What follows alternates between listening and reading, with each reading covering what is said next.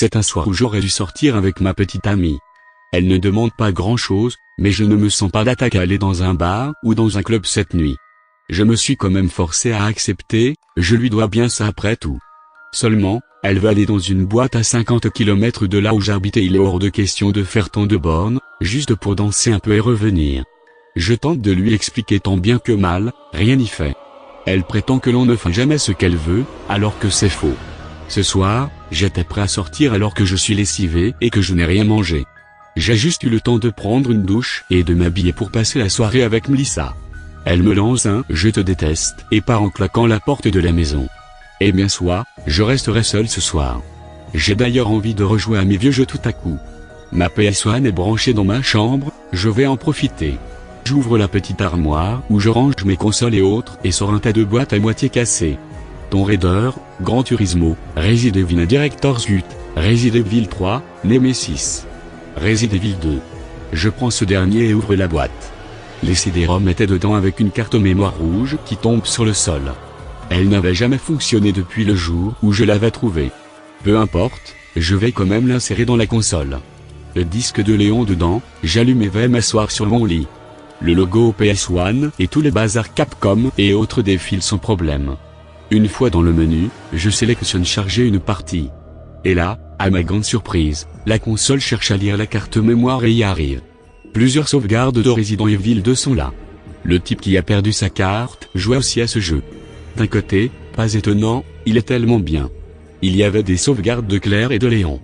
Et puis, une autre tout en bas, sans nom, juste avec un texte disant « salle de torture ».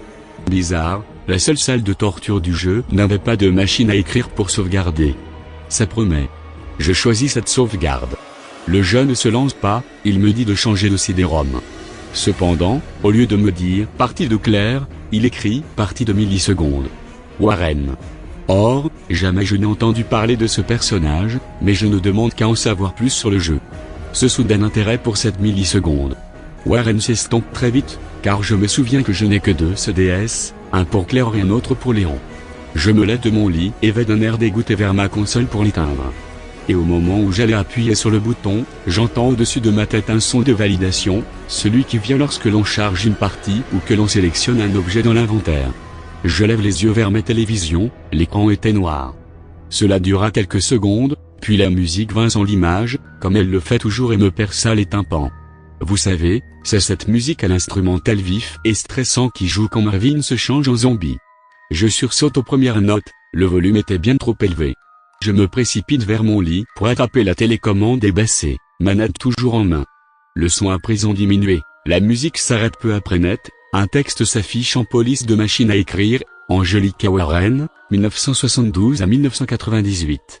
Là, j'ai peur, sincèrement, et je prends l'analogue à 2 mains en le serrant fortement entre mes doigts, comme si j'avais subitement une envie incontrôlable de jouer. Pourtant, je ne souhaitais qu'une chose, me relever et couper la console. Me relever ? Je m'étais assis sans y faire attention. Les choses malsaines commençaient. Ce texte restait là, affiché sur fond noir en lettres blanches et fantomatiques. Rien ne se passait, et c'était tant mieux, je ne voulais pas en savoir plus finalement. J'ai attendu un instant que mon rythme cardiaque ralentisse. De toutes les fois où j'avais joué, celle-ci était la pire, celle où j'avais le plus peur. J'appuie sur X. Le bruitage de validation. Encore. Et le texte qui disparaît. À nouveau l'écran vire au noir et j'entends le son qui vient quand on lit un document dans le jeu, ce bruit de papier légèrement froissé. Mon visage perdit de sa couleur. L'image de la fille du maire morte sur le bureau de Brillant Héron s'affiche, l'image du visage en basse qualité du jeu qui vous fait frissonner rien que par la qualité merdique des graphismes et la scène morbide qu'elle représente. Je sentais la crise d'angoisse monter en moi. J'étais paralysé, terrorisé par cette femme de pixels à la robe blanche maculée de sang. C'est décidé, je vais éteindre la console cette fois. Je lâche la commande sur le sol et me presse vers l'appareil. C'est là que j'entends encore ce bruit de papier chiffonné. Je n'ose pas lever les yeux, je ne veux pas voir. Je n'ai plus la manette en main, mais le jeu a quand même agi seul, comme s'il était possédé. Je suis figé, le corps penché vers l'avant, le doigt à quelques centimètres de l'interrupteur seulement. J'eus la sensation que l'écran était plus obscur, comme s'il était passé à nouveau au noir. Et dans un élan de courage ou de folie, je lève la tête vers la télévision. Plus rien. Juste un écran noir, en effet. Je suis planté devant mon écran, debout, les mains tremblantes et le cœur qui veut sortir de ma poitrine. Je le regarde, méfiant, je tremble, et j'ai froid, très froid. Encore ce bruit, et l'image suivante me fit hurler à m'en rompre la gorge. La photo d'un cadavre, un vrai cette fois. Elle était de mauvaise qualité, mais je distinguais suffisamment de détails.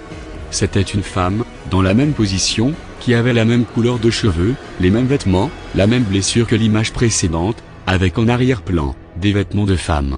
La photo avait été prise de nuit, certainement par la personne qui avait trouvé le corps. Je tombe en arrière, glacé par ce que je venais de voir. Je mets les mains devant ma bouche. Le vent soufflait toujours aussi bruyamment. On aurait dit une plainte qui venait de l'extérieur. Je ne sais pas quoi faire. Je tremble de tout mon long en voyant cela. J'en étais presque à pleurer pour que ma copine revienne et que j'essaie d'oublier ce que j'avais vu. Même Lisa était partie depuis au moins 10 bonnes minutes. Que faire? L'appeler et la supplier de revenir? M'excuser de mon attitude? Je préférais le faire plutôt que de rester seul. Je me penche et appuie vivement sur le bouton d'arrêt. À ma grande horreur, la ligne verte reste allumée et le jeu réagit par un son grave, comme celui d'une chaîne télévision qui bug. Je lève les yeux vers mon écran, l'image avait changé. On avait photographié le visage du cadavre de près, il affichait la même expression que celle de la fille du maire, les yeux clos, un sourire effrayant et une peau blême. J'appuie encore une fois. La télévision refait le même bruit. L'image change. Cette fois-ci, on avait photographié le ventre massacré de la victime. Le tissu blanc éventré était ouvert et laissait paraître l'entaille profonde et sanglante découvrant les organes. Au bas de la photo, on pouvait apercevoir un texte dont je ne me souviens plus, car écrit trop petit et l'image étant de trop basse qualité. Il faut dire que j'étais tellement choqué par ce que j'étais en train de vivre que ce détail n'avait aucune importance. Peut-être m'en rappellerai-je plus tard. Encore une fois, encore une autre photographie. Celle d'un poignet lacéré, la chair encore écarlate à ce niveau-là. Celle-ci aussi avait une inscription au bas dont je ne me rappelle pas. Mais je sais qu'elles se ressemblaient, même emplacement, environ la même longueur, et je suis presque certain que les caractères se ressemblaient également. Je mets un grand coup de poing dessus. Le jeu saute et l'écran redevient noir mais la LED reste allumée. Je respire bruyamment et de manière saccadée. J'ai peur. Et maintenant la pièce n'est plus éclairée du tout. Le silence m'angoisse, l'obscurité aussi, sans parler de tous ces bruits que l'on entend lorsque l'on est seul chez soi. Je ne suis juste pas sûr d'être seul. Je ne sais plus où est mon téléphone, je ne m'en souviens pas. Lisa, reviens, je t'en supplie. Je tourne dans la pièce, j'essaie de m'orienter par rapport à la LED, de tâter mon lit, ma commode, mon bureau pour trouver cette saleté de téléphone. Et pendant que j'ai le dos tourné, je sens derrière moi s'éclaircir l'écran. Pas beaucoup, certes, mais suffisamment pour me glacer. Je me suis redressé, comme si on m'avait mis un bâton là où vous savez. Je me retourne. Et là, l'horreur. Melissa Setkovi, 1991 à 2010. Je n'attends même pas, je frappe la télévision d'un grand coup de poing. L'écran éclate, cela fait une étincelle gigantesque. Les secondes passent, j'essaie tant bien que mal de me calmer, mais ce que je venais de lire m'avait traumatisé au plus haut point. Environ 10 secondes plus tard, mon téléphone vibre et s'allume. Il était sur le sol, à côté de mon lit. Je réagis immédiatement et me précipite pour l'attraper. Je me mets à genoux pour le saisir. J'ai tout de suite pensé que c'était elle. J'en étais tellement content que je tremblais et n'arrivais pas à l'attraper. L'écran était tourné vers le sol. Quand je l'ai retourné et que je l'ai pris dans ma main, je n'aurais jamais dû le retourner. Pourquoi ai-je fait ça? J'ai cru mourir. Sur mon téléphone, en plein écran, une image était affichée, celle de Melissa morte par terre, dans une robe blanche, le ventre ensanglanté.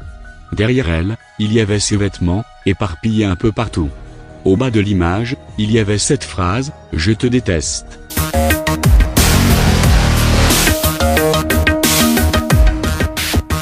Oh, wow.